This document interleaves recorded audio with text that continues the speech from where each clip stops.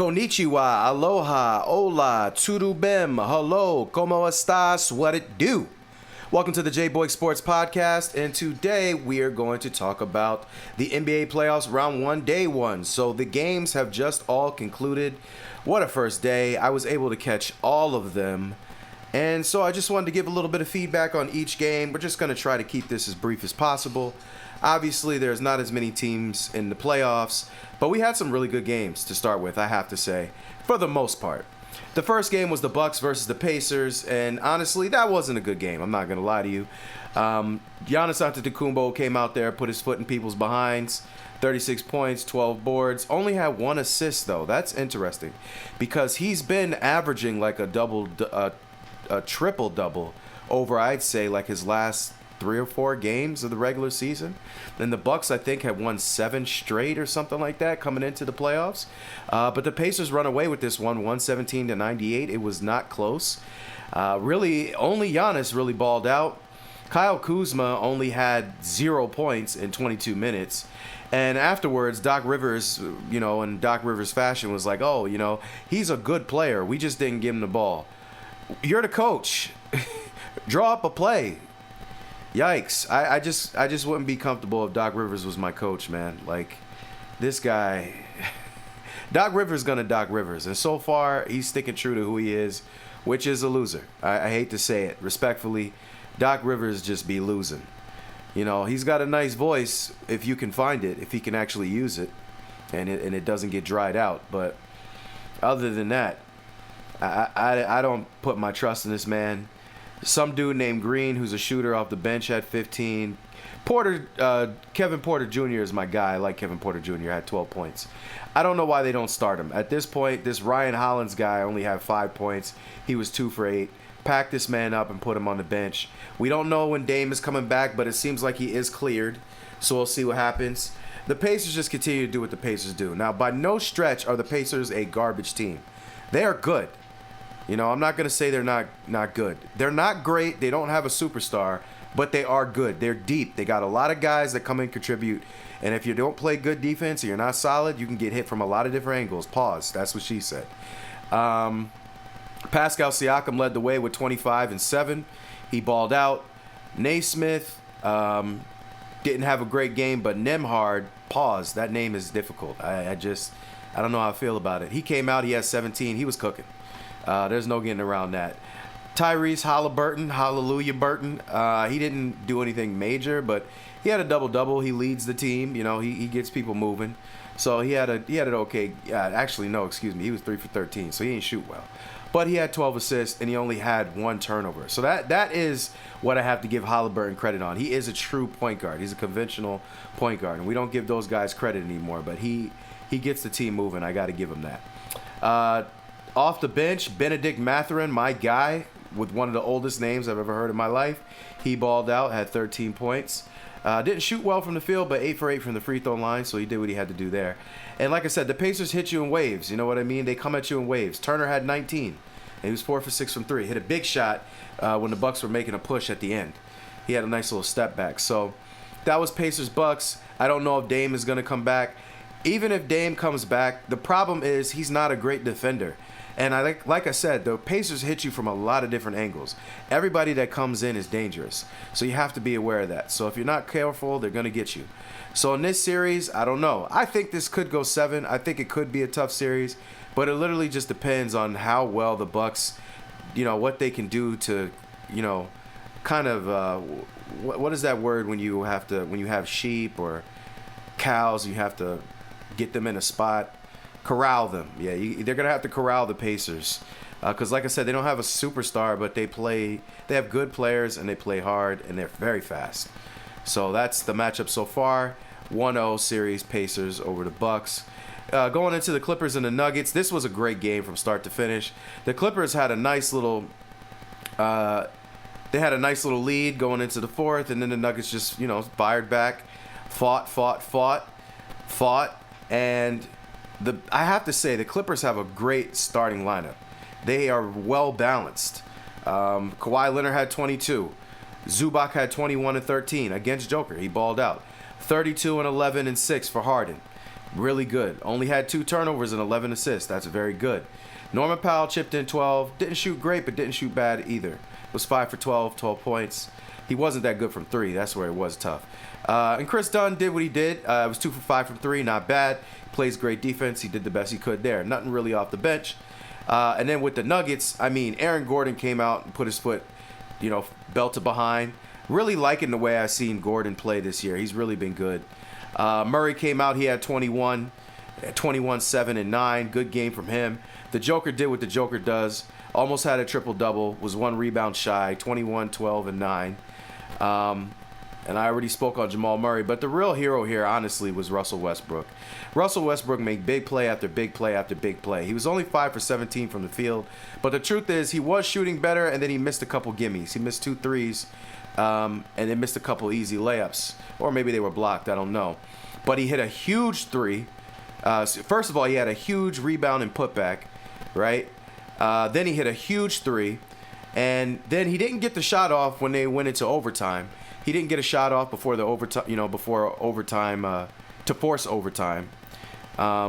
He didn't get a shot off so that he could try to score and win before overtime, So they just went into overtime. And so I saw some people like, oh, see, that's where Russell's problem. He didn't get a shot off.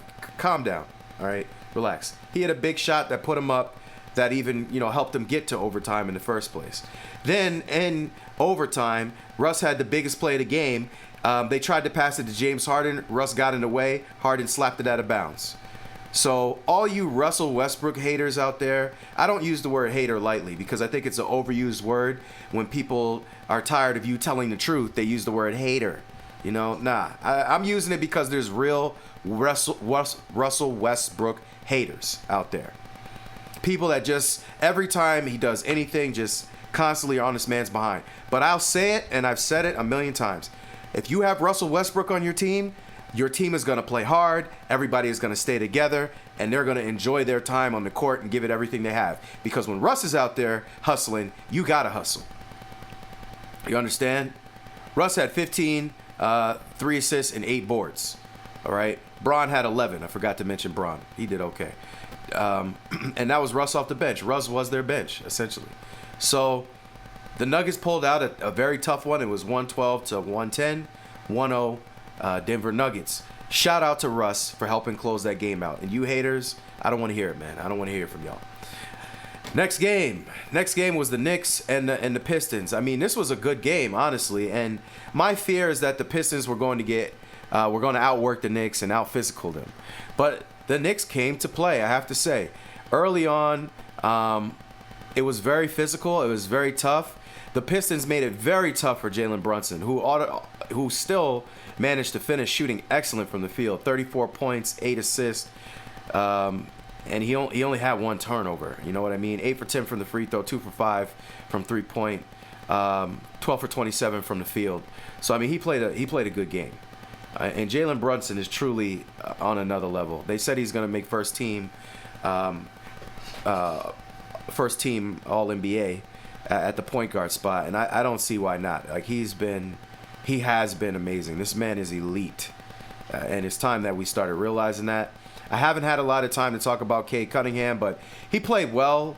Not great, but well. 21 points. He had 6 turnovers. He did have 12 dimes, 6 boards. They basically double-teamed him all game long. They made him work for everything. He can clean it up with the 6 turnovers, and he only shot 8 for 21 from the field, 1 for 4 from 3. But I still thought he had a good game. It's not always going to look pretty. He gave his team a chance, but at the end of the game, the Knicks just went on a run that the Pistons could not contend with. Tobias Harris balled out. He played well. And real quick, I want to take a shot at the Pistons for their nonsense, and for the 76ers and their nonsense. All the 76ers fans kept complaining. Tobias Harris was the problem. He was their most consistent player tonight for the Pistons. That kind of kept them in the game. Had 25 points, 6 boards, 2 blocks. Only had 1 turnover. Was 4 for 5 from 3, 5 from 5 from the free throw. And it's funny. He leaves, and now look at your team. Trash. So stop blaming people that are not the stars because Tobias Harris was not the star of the 76ers. Joel Embiid was, and at one point they had James Harden. They definitely had Paul George this year, but I think last year they had, the year before that they had James Harden and Maxey and Joel Embiid, and everybody's blaming Tobias Harris. Blame your stars. Stop blaming people that are not the stars. I don't know when we got into that mode of, oh man, the guy off the bench didn't do a great job, or the fourth leading scorer didn't do what he was supposed to do. Nah. Blame your starters. That's why the 76ers were garbage this year. Back to this game. Like I said, the Pistons played hard, man. They hung in there. Thompson had 10 on good shooting. Tim Hardaway Jr. balled out. He had 19. He was playing tough. Jalen Duren didn't play that well. He only has 7 points. He only has 6 boards. He was a minus 20 for the game, which is not good. So he struggled. And then he only has 7. And off the bench, Malik Beasley balled out, 20 points, 6 for 12 from 3. And that was really it. I mean, Dennis Schroeder chipped in 8 points. He did okay. But he only had 3 assists and 2 turnovers from your point guard position. That's not great. But on the flip side, the Knicks, everybody except Mikal Bridges really did great. OG was playing excellent. 23 points, 4 for 4 from the free throw, 3 for 8 from 3. Karl Towns played well. He played tough. 23 points, 11 boards, 5 assists. No turnovers, 2 blocks, 4 steals. Very, very good game from him. We already talked about Brunson. Josh Hart's gone Josh Hart, baby. 13 points, 6 dimes, 7 assists. Whatever you need. 6 dimes, 7 boards. Whatever you need, Josh Hart got it. Cameron Payne was really the big difference probably in this game, though. He came in, hit some threes, and just kind of blew the doors off of this thing when it was tight and fighting back and forth for a while. So this was a really good game. I still think this is going to be a very good series, but the Knicks do have more firepower. Like, let's not get it twisted. The Pistons have a nice little team. I like some of the things that I see from them, but they still are not, they do not have the same level of firepower. That is not what they have. So they're going to have to play a solid game, great defense, and Cade's going to have to, be the best player in the series, which so far he's been good, but Jalen Brunson and Cat have been the 2 best players in the series so far, and that's not good for the Pistons. If Cade is not the best player in this series, or at least tied for best player, they're going to struggle. So that is that for the Knicks and the Pistons. 123 to 112 should be a good series. So far, 1-0 Knicks. Last game of the night. This was a blowout, and this was really, to me, the Bucks game was actually closer than this game. So this was the worst game of the day as far as the margin, and the T-Wolves just blew this thing out the door. I mean, Luka came out hot like he always does. I noticed that Luka in the first quarter is a monster, and that makes me wonder. He's a little chubby, so is that part of his conditioning where he gets a little tired? Because he comes out like a flamethrower every single game. But then I guess it's either the conditioning or maybe the teams adjust to him and begin to slow him down somewhat, because he started off like a maniac in the first quarter. After that, in the second quarter, the Wolves put the clamps on and they started attacking the basket, which is, in my opinion, the way that you beat the Lakers. You got to go at Reeves, you got to go at Luka, you got to go at LeBron. And you can't let them do this little roving thing where they're not actually guarding somebody. Make them guard somebody. And the Wolves came out and were hitting every 3 that they could find. Like nobody, the only person that shot bad from the 3-point line was Nickeil Alexander-Walker, and he's literally like the 7th guy off the actually no, he's like the 8th guy off the bench. So, the 8th guy off the bench, or 7th or 8th, somewhere around there. Nah, it's like the 8th guy off the bench, and he's the only person that shot bad from 3. He was 1 for 6. Oh, and actually DiVincenzo didn't shoot great either. He was 1 for 5. But both still had, DiVincenzo had 9, Nickeil had 7. Naz Reid was insane. 6 for 9, 23 points. He balled out. Ant Edwards had 22. He was 8 for 22. Not great there, but good from the 3. He was the leading 3-point shooter in the league this year. 4 for 9. And him and Conley were just getting to the basket. But then Jaden McDaniels was also hitting all his shots. He was 11 for 13. 3 for 3 from the 3. Randall was 4 for 6. Put some respect on Randall's name. Too many turnovers if you're Randall, though. This was a blowout, but if Randall cleans up those turnovers, it might be even further. He had 7. The whole rest of the team only had 3. So, per usual, Randall, you got to clean that up, brother. You got to clean that up. but their whole starting lineup was plus. All of them were plus. All right, and you know, it was, and they were plus by a large margin. Jaden McDaniels was plus 27, and he was first. Randall was plus 19. Edwards was plus 21. So the Wolves came out. They attacked the paint, made all their threes, played tough defense. But really what the difference was in this game also to me was Rudy Gobert, who didn't have a great game. He didn't do anything major, but he did keep people from just destroying the paint. He didn't get a lot of boards. He didn't get a lot of points. But that's because they were drawing him out to the perimeter. But I have to say, Rudy Gobert before this game, and I usually I don't like Rudy Gobert. I think he's overrated. But I have to give credit where credit is due. He came out in this game, and he played great defense. It's not going to be in the numbers, but if you watch the game, they kept trying to isolate him on the perimeter, and he was stopping people. He was moving his feet. He wasn't committing too many fouls. He only had 3 fouls. You know, he played a good game. He didn't let them just attack him over and over again. So you got to give credit where credit is due to Rudy Gobert. He's made some adjustments, and that's something I respect.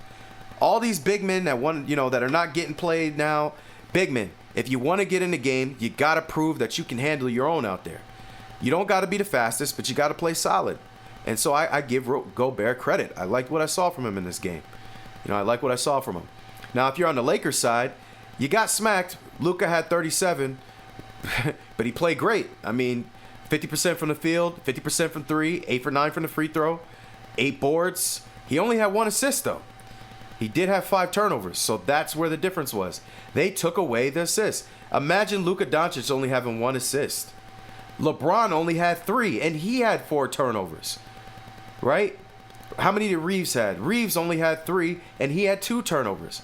So they basically shut down the playmaking of the Lakers, which until this point has been almost impossible.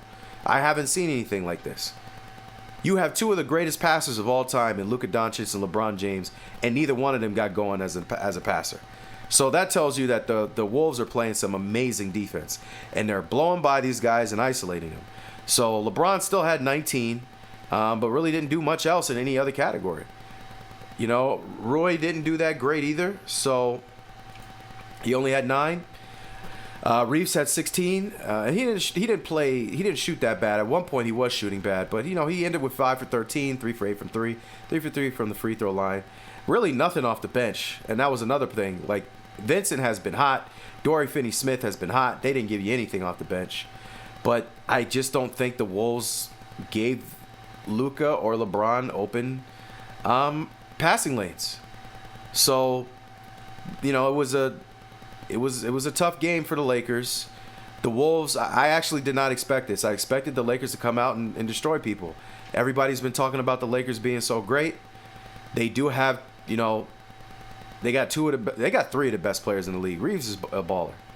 Okay? But where they're weak at, it looks like Minnesota exploited it, and you got to give their coach credit. They didn't let Luka or Bron get off any passes. And so they said, you know what, you're going to beat us with your offense. And Luka, he had 37, and it didn't matter at all. It didn't matter at all. So, shout out to the Wolves. Lakers, we'll see what they got. We'll see what J.J. Redick has. J.J. Redick is now 0-1 in his coaching career in the playoffs. So we'll see if the boy genius, that's what they call him, has something up his sleeve that can help get his team rolling. And we'll go from there. So 117-95, this game wasn't close. It was Timberwolves from top to bottom. And the Timberwolves, I got to say, man, Anthony Edwards is like a legend killer, bro. He's a legend killer. So it's interesting. So we look forward to whatever the games will be tomorrow. I'm looking forward to that. And thank you for listening to the J-Boy Sports Podcast. Please like, share, and subscribe. We're building up some dope things on this channel. I really appreciate you listening. I'm very humble. So again, please like, share, and subscribe. Very humble. Much love. That somehow you never get over leaving me, and when you feel like coming